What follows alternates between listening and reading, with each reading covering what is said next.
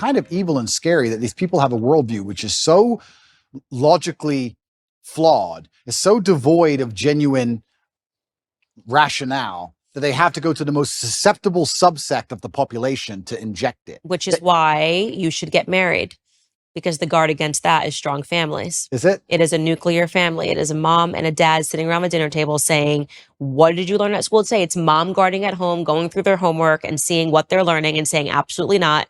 And it's dad going to work, building, and that nuclear family is the only guard against handing over your children to the government, which is why in the next 5 years, I just think you should get married. The only guard except Islam. No. I don't have to worry about my children's homework. Thank you very much. It's all handled by God.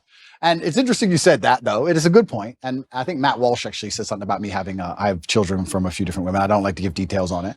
But so does Elon Musk.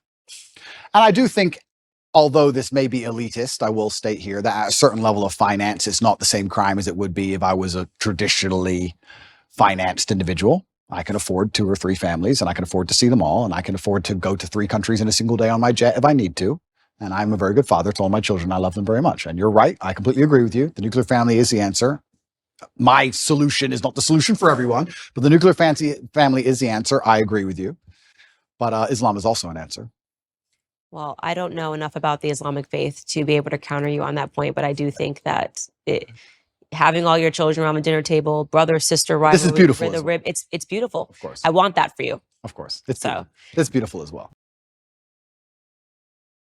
So, in closing, other than the fact that we've agreed that you're going to get married in the next 5 years. Sure. I get 4 wives.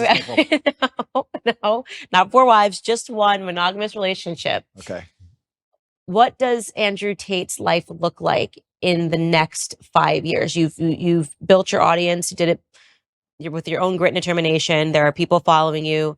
I hope that if there's anything I leave you with, it's that in those moments when you are sitting across with someone like Adam 22, you remember that there's the 12-year-old and the 13-year-old boy that is going to be watching you. And I think you did a good job, by the way. I think you said that you didn't like it, and that was important enough. But what does the next 5 years look like for you? Yeah, I want to do my absolute best. I had someone say to me the other day that I'm the richest man in the world, and not because of my finances, but because I actually have people whose lives I save and help. And I get a lot of people out there who genuinely feel a lot better because of me. And I try my very best to tell the truth and live true to my heart. And I live with my brother, and I've got a lovely family, and I feel like I've got everything almost ticked off. And my plans for the future are primarily to continue to tell the truth. I think that we're now winning. I think there's been a pendulum that's swung, and people are tired of insanity and they're tired of being lied to. I like the idea of young boys who follow me just doing even one of the tenets I teach. If you want to just work hard in the gym and become a fantastic physical condition, or if you want to get financially secure, just one of the tenets I teach can genuinely improve people's lives. I like the idea of that. And I want to have 10 sons.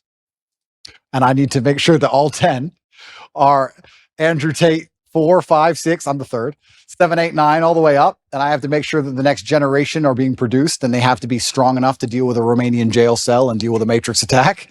So it's going to be a very difficult upbringing, and I'm going to make sure that I'm very dedicated and focused on creating the next generation of super soldiers to resist enslavement. So my plans for the future are pretty simple. I'm going to continue to tell the truth. I'm going to live true to myself, true to God. I really appreciate the audience he's given me, and I know that I have a massive responsibility.